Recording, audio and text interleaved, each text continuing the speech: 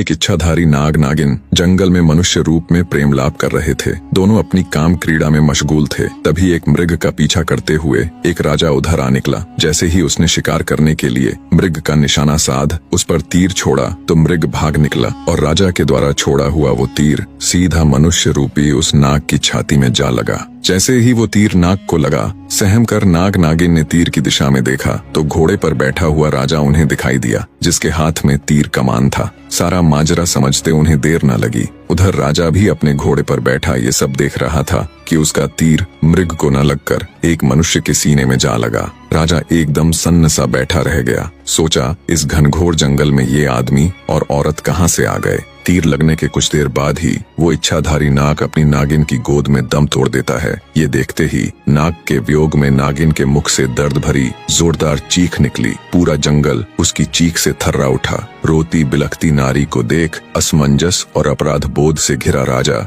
जब अपने घोड़े से उतर उनकी तरफ चलता है, तभी उसने देखा मृत्युप्रांत मनुष्य रूपी इच्छाधारी नाग अपने असली रूप में आ जाता है। ये देख राजा के पैरों नीचे से जमीन खिसक जाती है। उसे समझते देर न लगी कि ये तो इच्छाधारी नाग नागिन का जोड़ा था। अपने मरे हुए नाग पति को अपने गले में टांगे नागिन जोर जोर से रुदन करती हुई भयंकर गर्जना के साथ बोली, हे पापी मनुष्य, आज जिस प्रकार मैं अपने पति के वियोग में तड़प रही हूँ, एक दिन तेरी पत्नी भी तेरे वियोग में ऐसे ही तड़पेगी। ये सुनते ही राजा का चेहरा एकदम फीका पड़ गया। वो नागिन से बोला, हे नागिन, मुझे क्षमा करे, मैंने तुम्हें नहीं देखा, मुझसे बहुत बड़ी भूल हो गई।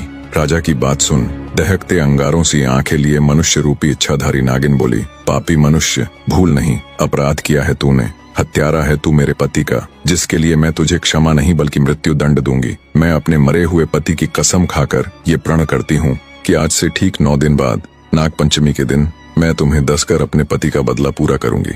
नागिन की बात सुनकर तो जैसे राजा का हृदय फट गया। बेचारा बेबस राजा अत्यंत भरे हृदय से राजमहल की तरफ चल पड़ता है। जब राजा राजमहल गया और रानी ने उसका उतरा हुआ चेहरा देखा तो वो भी उसे देख चिंतित हो उठी। रानी बोली, क्या हुआ महाराज, आप जब से शिकार से वापस आए हैं तब से आपका चेहरा बिल्कुल उतरा हुआ है। ऐसा क्या हुआ महाराज, मुझे बताएं। तब राजा रानी के सामने जंगल में हुई पूरी घटना कह सुनाता है। सारी बात सुन रानी भी सन्न रह गई। रानी एक पतिव्रता स्त्री थी। वो बोली, महाराज आप चिंता मत कीजिए, आपको डसने से पहले उस नागिन को मुझे मारना होगा। मेरे रहते मैं आपके ऊपर कोई भी आंच नहीं आने दूंगी। अगले दिन राजा और रानी ने बहुत साधु महात्माओं और विद्वानों से अपनी इस समस्या को साझा किया, पर कहीं से भी उन्हें संतोषजनक हल नहीं मिला। किसी ने कुछ उत्तर दिया तो किसी ने कुछ करने को कहा। इन्हीं सब में 8 दिन गुजर जाते हैं। आज वो 9वां यानी नाग पंचमी का दिन था, जिस दिन वो नागिन राजा को डसने के लिए आने वाली थी। बने रहे। आज इच्छाधारी नागिन के बदले का दिन था। आज वो नागिन राजा को डसकर अपने पति की हत्या का बदला लेने वाली थी। राजमहल में तो जैसे मातम सा पसरा हुआ था। मारे भय के राजा महल के कमरे में दुबका हुआ था। उसने अपने कक्ष से लेकर महल के मुख्य द्वार तक सिपाहियों को तैनात कर दिया। महल के चारों तरफ सिपाहियों का कड़ा पहरा था। तभी भिक्षा के लिए एक सिद्ध महात्मा जी राजमहल पधारे।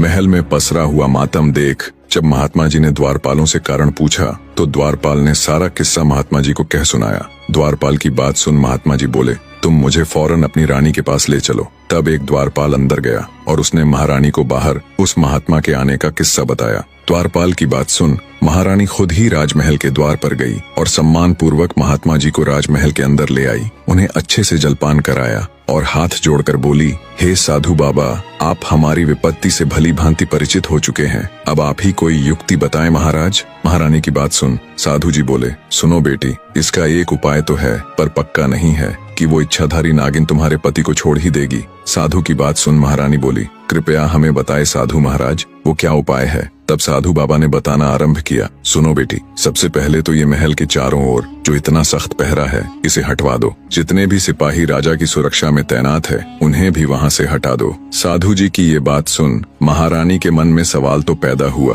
पर उसने महात्मा जी को उनकी बात के मध्य टोकना उचित नहीं समझा। आगे साधु बाबा बोले, बेटी वो कोई साधारण नागिन नहीं है बल्कि एक इच्छाधारी नागिन है जो किसी का भी रूप ले सकती है, किसी भी द्वारपाल या सिपाही का। जब वो महल के बाहर इतना कड़ा पहरा देखेगी तो अवश्य ही राजा महाराज को क्षति पहुंचाने की कोशिश करेगी। आगे साधु महाराज बोले, बेटी आज नाग पंचमी का दिन है, तुम सूर्यास्त से लेकर मध्य रात्रि तक बिल्कुल अपने पति के कक्ष के सामने बैठकर नाग देवता की पूजा करना। अब जल्दी से सिपाहियों को जंगल भेज, वहां से सांप के छोटे छोटे बच्चों को मंगवा लो और राजा के कक्ष से लेकर महल के मुख्य द्वार तक थोड़ी थोड़ी दूरी पर छोटे बच्चों को बैठा देना, जो जंगल से लाए गए सांप के छोटे बच्चों को दूध पिलाएंगे। और अंतिम और सबसे जरूरी कार्य, महल के मुख्य द्वार से राजा के कक्ष तक सुगंधित फूल बिछवा दो। इतनी युक्ति बता। साधु बाबा बोले, बेटी बस एक यही रास्ता है जिससे उस इच्छाधारी नागिन का हृदय पिघल सकता है।